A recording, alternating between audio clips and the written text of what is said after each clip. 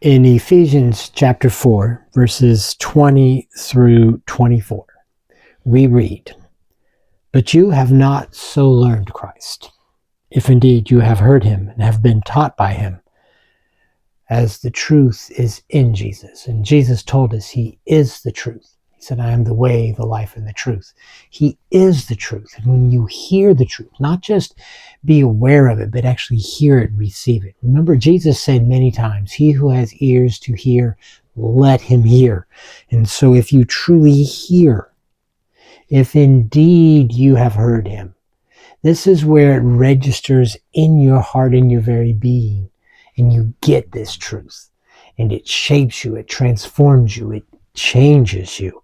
Your whole outlook, your perspective, your way of believing in what you believe changes. So he says, you haven't so learned Christ. The way you learned Christ is by hearing, receiving the word that he is. And he goes on. Verse 22. That you put off concerning your former conduct. This is that transformation and the change that happens in our life because you hear. You have ears to hear and you have received this word. The old man, this is what gets put off. That's not who you are anymore. You used to live in darkness and believing falsehoods, lies, things that weren't true, and you acted according to them. But when the truth came and the revelation of wisdom and knowledge and understanding is come and it's brought to you in the very nature and the likeness, the incarnation of the word of Jesus Christ. When you receive that, who you were in your deception and your delusion, this is what's changed. This is what's removed and your whole conduct changes. So he says, if you really receive this, this is how you've learned Jesus Christ, the truth, the way, the life. And it changes you. It changes your whole outlook, everything from the very core and the depth of your heart and your being. And that, the old man, it grows corrupt according to the deceitful lusts. It is in a process of decay and death.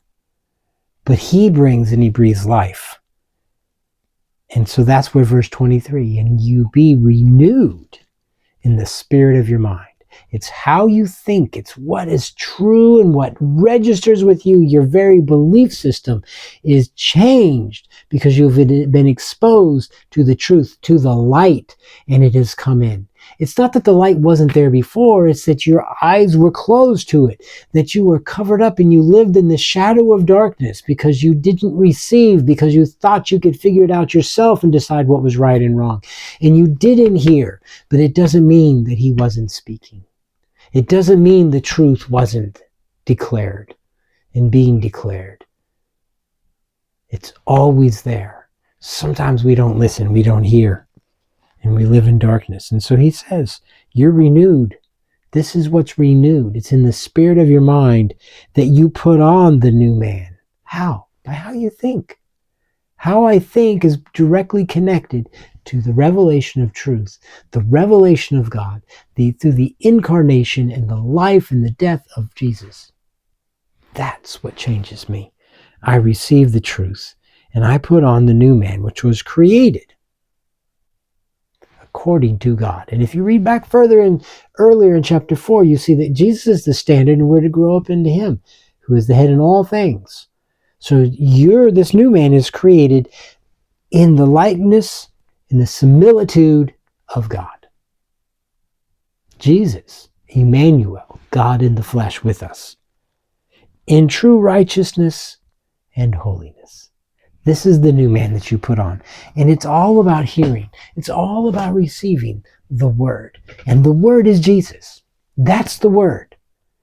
And what he has declared is true. It is true. Always, forever, never changes. And it is a declaration of who you are, God's love for you, who you are as his beloved. And it changes everything.